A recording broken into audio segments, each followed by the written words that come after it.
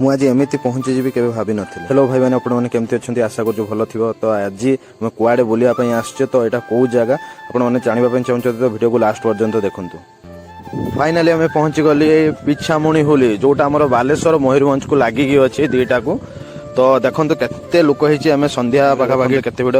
ତ ମେଳା ହେଉଛି ମାନେ ଚଣା ଯାହାହେଲେ ବି ଆଭେଲେବୁଲ୍ ଥିବ। ତାହେଲେ ଦେଖନ୍ତୁ ଏ ପିଲାମାନେ କେମିତି ସବୁ ମାନେ ଆପଣମାନେ ଏ ମେଳାକୁ ଆସିବେ ମାନେ ସବୁ ପ୍ରକାର ଖେଳନା ବା ବସିବା ନାଗରଦୋଳିଠୁ ଆରମ୍ଭ କରିକି ଡ୍ୟାନ୍ସିଂ କାର୍ ସବୁ ପ୍ରକାର ଏଇଠି ଆପଣମାନେ ଏନ୍ଜୟ କରିପାରିବେ।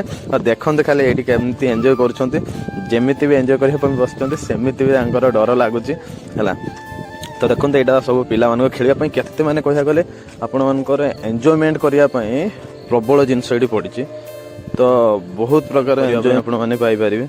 ତ ସବୁ ପ୍ରକାର ଖାଲି ଲାଇଟିଂଟା ଦେଖ ଇଭିନିଂ ଟାଇମ୍ରେ ଯେଉଁଟା ପାଖାପାଖି 6:30 ପାଖାପାଖି ଟାଇମ୍ରେ ଦେଖନ୍ତୁ ରାତି ହେଇଯାଇଛି। କେମିତି ମାନେ ଭିଡ଼ ହେଇଛି, କେତେ ଲୋକ ଆସୁଛନ୍ତି ଆଉ କେତେ ପ୍ରକାର ସବୁ ମାନେ ଲାଇଟିଂ ଆପଣମାନେ ଦେଖୁଛନ୍ତି। ମାନେ ପାଖାପାଖିରେ ବହୁତ ପ୍ରକାର ଲୋକ ଆସୁଛନ୍ତି। ଆଉ ଦୋକାନ ବାଡ଼ି ଦେଖ ମେଳା ପଡ଼ିଛି ମାନେ ଏମିତି ସବୁ ଶଙ୍ଖ ଦୋକାନ ଆହୁରି ଭେରାଇଟି ସବୁ ଖାଇବାଠୁ ଆରମ୍ଭ କରିକି ଷ୍ଟେସନାରୀ ଜିନିଷ ସବୁ ଆପଣମାନେ ଏଠି ଆଭେଲେବୁଲ୍ ପାଇପାରିବେ। ହୋଲସେଲ୍ ଯେଉଁ ମୀନା ବଜାର ବି ପଡ଼ିଛି ଏଠି 10 ଟଙ୍କା 20 ଟଙ୍କା 5 ଟଙ୍କା 50 ଟଙ୍କା ସବୁ ପ୍ରକାର ଯାଇପାରିବେ। ତ ଆମେ ଯାଇଥିଲେ ପୁରା ଏତେ ଭିଡ଼ର ହାଲତ ପୁରା ଖରାପ ହେଇଗଲା। ଦେଖନ୍ତୁ ଏଠି ବ୍ୟାଗ୍ ମାତ୍ର 250 ଟଙ୍କା ମିଳୁଛି। ଡ୍ରେସ୍ ପାଖାପାଖି 100 ଟଙ୍କାରେ ମିଳୁଛି। ଆପଣମାନେ କପ୍ ଯଦି ନେବା ପାଇଁ ଚାହୁଁଛନ୍ତି।